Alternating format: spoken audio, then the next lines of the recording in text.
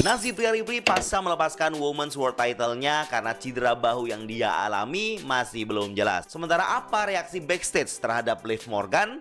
Undertaker memberikan tanggapannya terkait bookingan dirinya pada saat ending WrestleMania 40 kemarin. Sementara itu, Tony Khan membela dirinya sendiri yang sudah menyiarkan video pertengkaran CM Punk dan Jack Perry. Selengkapnya kita bahas di Gulat News. And yes, Gulat News is back. Berita pertama yang kita kabarkan di sini adalah Rhea Ripley yang baru saja melepas title-nya dengan terpaksa karena cedera yang pastinya tidak disengaja dialami pada saat Raw after WrestleMania. Saya sempat curiga apakah ini beneran settingan ataukah benar bagian dari storyline atau bahkan memang cedera yang sebelumnya terjadi tapi dibuat jadi sebuah storyline shoulder injury. Well, it's not guys ya. Saya cukup yakin sekarang kalau sepertinya memang Rhea Ripley cedera di bahunya karena hempasan dari Liv Morgan. Pada saat itu Liv Morgan menghempaskan dirinya ke dinding dan membuat dia memegang bahunya, dilanjut Liv Morgan pukul lagi, dan ini membuat shoulder ataupun bahu Rhea Ripley mengalami cedera atau dalam bahasa medisnya AC joint sprain guys ya. Jadi ada kayak penghubung di sebelah bahunya sini yang terputus, dan ini membuat Rhea Ripley harus off pemulihan.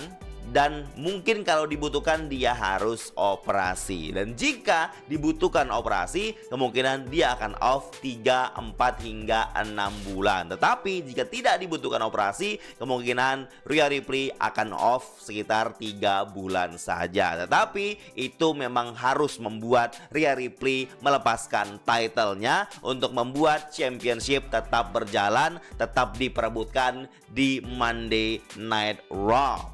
Dan hal ini dilaporkan oleh PW Insider. Sementara itu, Liv Morgan yang memang sempat off 6 bulan juga gara-gara Rhea Ripley, kebetulan sekali memang membuat Rhea Ripley cedera bahu juga. Dan ini membuat orang bertanya-tanya, apakah Liv mendapatkan backstage reaction atau reaksi orang-orang belakang yang tidak bagus ataupun tidak enak baginya? Dilaporkan dari Fightful Select, tidak ada yang begitu membahasnya, tidak ada yang begitu mempermasalahkan apa yang terjadi antara Liv Morgan dan juga Rhea Ripley. It's simply just an accident yang tidak disengaja, insiden yang memang sudah jadi resiko seorang pegulat, seorang entertainer yang menghibur dengan kontak fisiknya.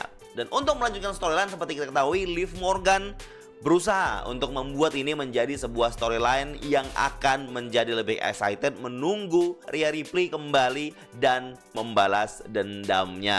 Berita selanjutnya, Undertaker membahas terkait tentang bagaimana WWE membooking WrestleMania XL dan melibatkan dirinya dalam ending main event show tersebut. Dan dia mengungkapkan hal ini dalam podcastnya Six Feet Under di YouTube, yang mana dia membahas kalau rencana dirinya masuk dalam main event WrestleMania tersebut itu dikabarkan ke dia di hari penyelenggaraan WrestleMania 40 hari kedua.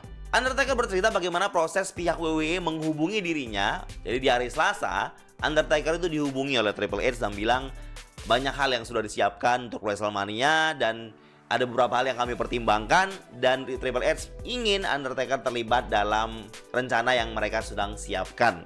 Terus Undertaker, kalau emang itu baik untuk company, baik untuk show tersebut, saya bersedia saja. Kabari saya untuk selanjutnya. Kemudian di hari Rabunya, saat Undertaker tiba di Philadelphia, di mana dia ada rangkaian acara-acara lain lah guys ya di luar WrestleMania, dia dihubungi oleh Michael Hayes yang produsernya WWE belakang layar dan punya beberapa ide yang mau disampaikan untuk Undertaker yang terlibat di WrestleMania 40 ini. Tapi saat itu Undertaker yang masih oke, siap aja, silahkan kalau mau nyampaikan idenya seperti apa. Dan kemudian pada saat dia jadi pembicara dalam acara spesialnya One Dead Man Show, itu mungkin masih dalam rangkaian WrestleMania guys ya, mungkin di sekitar hari Jumat ataupun juga hari Sabtu, dia dihubungi ataupun dicat oleh Paul Heyman dan beberapa kali memberikan sebuah ide, dan idenya sempat berganti-ganti gitu guys ya, untuk memberikan spot mana yang tepat untuk Undertaker. Dan beberapa kali mereka memberikan idenya masing-masing, back and forth gitu, saling bergantian memberikan ide, sampai akhirnya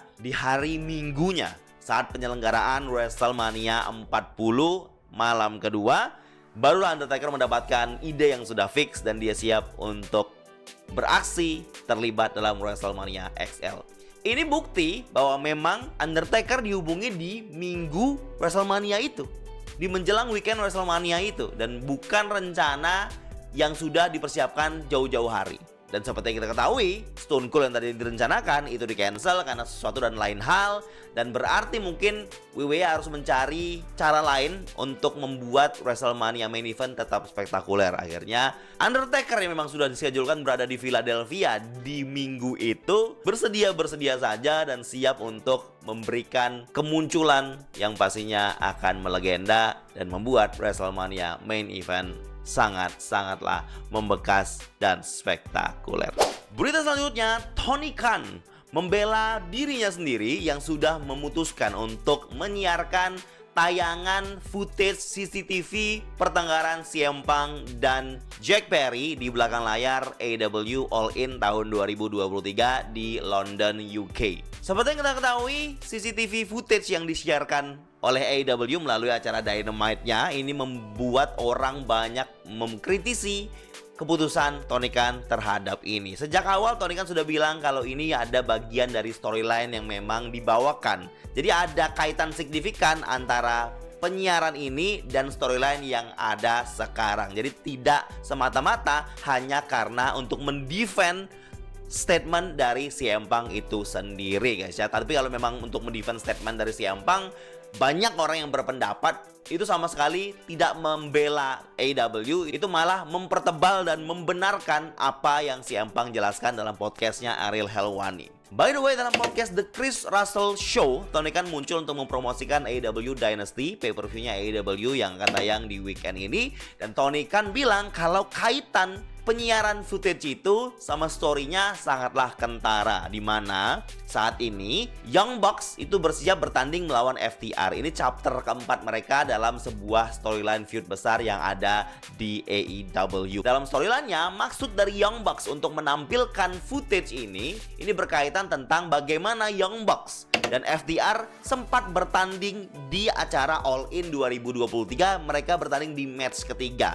Dan bagaimana situasi pertengkaran backstage ini sangat mempengaruhi stresnya mereka, sangat mempengaruhi mood mereka dan membuat mereka kalah di match All In tahun 2023 tersebut. Dan Young Bucks sebagai heel di sini mengkambing hitamkan pertengkaran CM Punk dan Jack Perry di belakang layar ini jadi alasan mereka kalah tempo hari. Dan ini bisa dikaitkan ke story yang sekarang di mana Young Bucks mencari kemenangan untuk melawan FTR lagi di AEW Dynasty. Dan Tony Khan juga mengungkap Young Bucks sangat terpengaruh dengan apa yang terjadi di backstage All In, membuat dia kalah lawan FTR di acara tersebut, dan kemudian dia berubah menjadi karakter heel dan kemudian melawan Sting dan juga Darby Allin. Ini sangat berpengaruh ke mentalnya Young Bucks yang saat itu sebagai babyface dan berubah menjadi heel. Jadi ada proses transformasi, proses perubahan yang pengaruhnya, kambing hitamnya itu mengarah ke kejadian pertengkarannya CM Punk dan Jack Perry ini. Jadi itu hubungan signifikan yang Tony Khan kaitkan